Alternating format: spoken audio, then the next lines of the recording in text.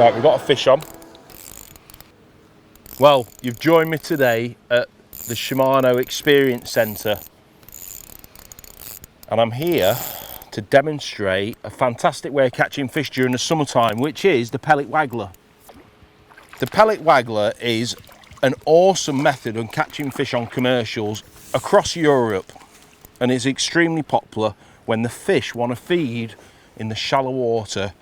During the summertime, when the water temperature is warmer, the fish want to compete just below the surface.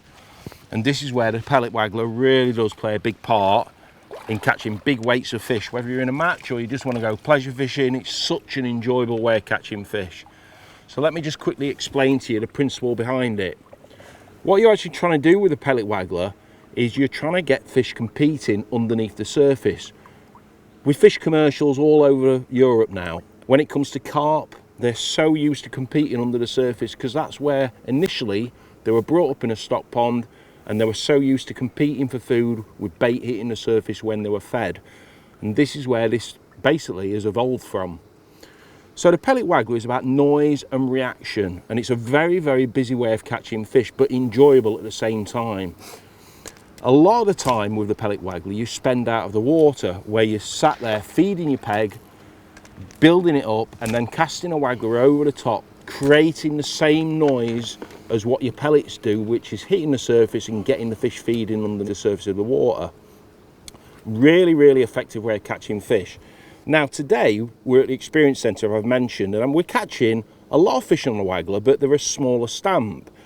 And generally on the Waggler you've got two choices of bait. You've got 8mm pellets and you've got 6mm pellets. Because of the size of the fish that I'm targeting today, I'm using 6mm pellets because it marries with small F1s and small carp. Perfect in this kind of situation. So let me quickly run through the tackle setup that I'm using. So I'm using the Aero X5 Pellet Waggler, but in the 10 foot. There's two lengths of rod in this particular range, the 10 and 11. As you can see, it's only 22 meters to the island. A 10 foot for this kind of situation is absolutely perfect. And because it's a slightly shorter rod, it's a bit more forgiving as well, which suits the stamp of fish that we're catching today. Really, really nice soft progressive action, which is important, which means less hook pulls.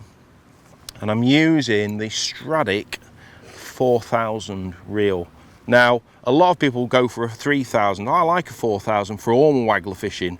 It aids casting because of the size of the spool, and it just makes the control and the retrieval of the waggler more efficient because of the torque on the reel. Bigger reel, more powerful retrieve. And obviously, because it's a really nice reel, it balances really well whether you're using a 9-foot rod, a 10, 11, 12, just balances with all those kind of match rods that you'd be using on a commercial. The Waggler itself is a handmade float.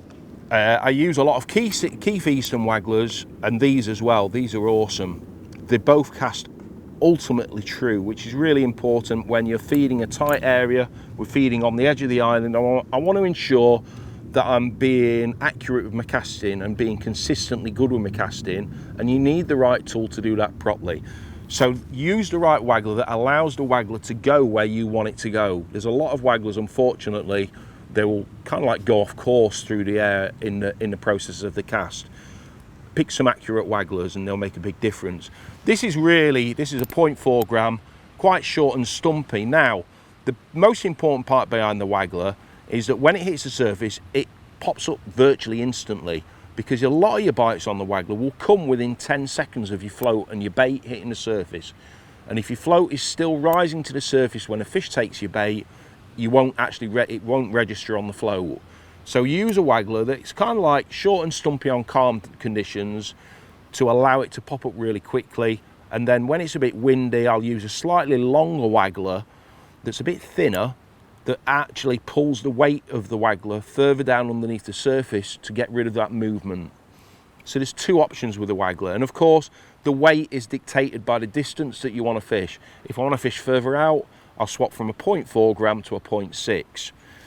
As you can see as well, I'm actually fishing shallow. It's only 3-4 foot deep over there, but I'm actually fishing 4 foot deep. And the reason behind that is not because I want to fish 4 foot in depth, it's because I want my hook bait to land away from the waggler itself. In the process of the cast, the pellet will actually catapult away from the float and land in a straight line behind the float. So I'm actually making two noises from the waggler and the hook bait. And you'll often find they'll often go for the pellet instead, because it's more of a natural and more of a pellet sound, because it is a pellet. So that is the reaction. It's not necessarily because I want to fish 4 foot deep, I don't want the noise to be too near my waggler. So whether you're on a waggler venue, open water venue, or a narrow commercial like where we are now, that is the principle of the pellet waggler, and it's such an awesome way of catching fish. But you have to be busy. You've got to feed all the time, you've got to cast, and you've got to work at it. Today, for example, it's took maybe an hour and a half of constantly feeding without any indications, and then all of a sudden they've turned up because I've created competition for feeding fish. So there you have it, a really, really effective summer approach on commercials, and really enjoyable as well.